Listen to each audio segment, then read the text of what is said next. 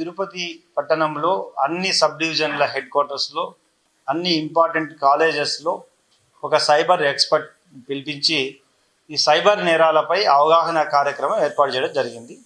అన్ని విద్యార్థులకి పూర్తిగా ఒక అవగాహన కల్పించాలి.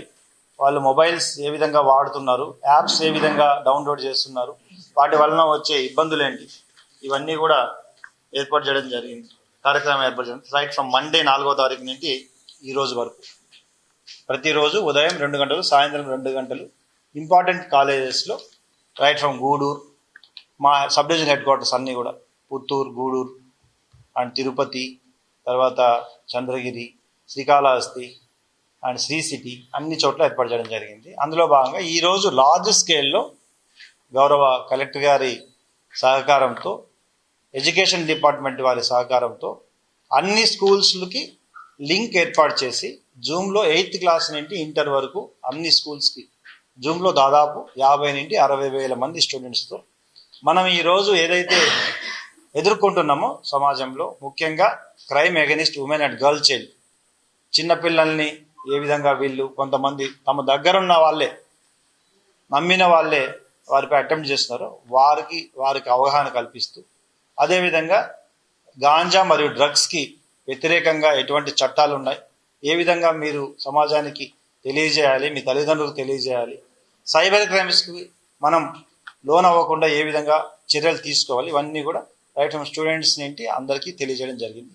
మీడియా ద్వారా ఇంకా ఎక్కువ పబ్లిసిటీ చేసి దీన్ని ఒక మూమెంట్గా తీసుకెళ్ళాలి. మనం తద్వారా మనం ఈ 3 ఏవైతే మనం ఎదుర్కొంటున్నామో ఈ సమస్యల మూడింటిని మనం ఏదైనా మనం అనుకుంటే సాధించింది ఏమి ఉండదు. కాబట్టి సమాజం నుండే మార్పు రావాలి. గర్ల్ చైల్డ్ విషయంలో అయితేనేమి, డ్రగ్స్ అయితేనేమి, సైబర్ అయితేనేమి. ఒక ఉద్యోగం ఊరికే ఏది రాదు. మీకు ఉద్యోగం ఇస్తామంటే పక్కన అడగాలి, ఇది ఉద్యోగం వస్తుందా లేదా, లింక్ క్లిక్ చేయడం కాదు. అదేవిధంగా అన్నెసెసరీ వీడియో కాల్స్ వస్తుంటే మనం ఓపెన్ చేయకూడదు. లేదా ఓటీపీ అడిగినప్పుడు కొంచెం ఆలోచించి ఫ్రెండ్తో మాట్లాడితే ఆ ఓటీపీ తెలుస్తుంది.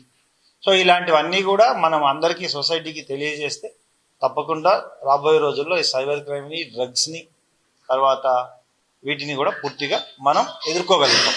సో దాని గురించి ఒక మంచి అవగాహన కార్యక్రమం తిరుపతిలో ఏర్పాటు చేయడం జరిగింది. మీ ద్వారా ఇంకా ప్రజలకి తీసుకెళ్లాలని కోరుకుంటున్నాం. మేమైతే అబ్జర్వ్ చేయలేదు. మరి మీరు ఎవరి దగ్గర చెప్పండి, మీరు చూపించండి, తప్పకుండా ఇవ్వండి, మీరు తప్పకుండా అవి అందించండి, తప్పకుండా చేస్తాం. మరి వాళ్ళ ఫాదరే వచ్చి మీడియా ముందు ఆ రోజు హాస్పిటల్ దగ్గర చెప్పడం జరిగింది కదా, ఇవ్వండి, మీరు అది మీడియా పోలీస్ వారికి అందించండి.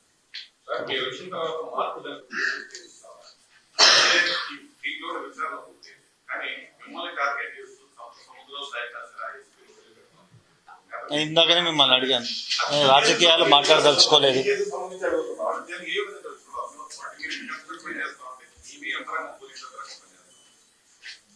నేను ఒక all India service, Indian police service సంబంధించిన అధికారిని. నేను నేటివ్ ఆఫ్ ఆంధ్రప్రదేశ్, అనంతపూర్ జిల్లా. నాకు వెంకటేశ్వర స్వామి దగ్గర సర్వీస్ చేయాలని ఒక మంచి ఆశతో ఇక్కడికి రావడం జరిగింది.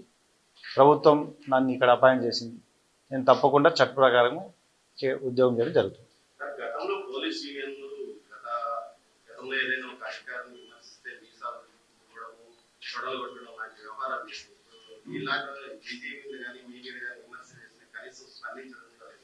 అందుకే నేను రాజకీయాలు మాట్లాడదలుచుకోలేదు. కేవలం ఈ కేసు విచారణ పూర్తయిందని చెప్పడానికి మిమ్మల్ని ఇక్కడ పిలవడం జరిగింది. తప్పకుండా చట్ట ప్రకారం నా విధి నేను నిర్వర్తిస్తాను.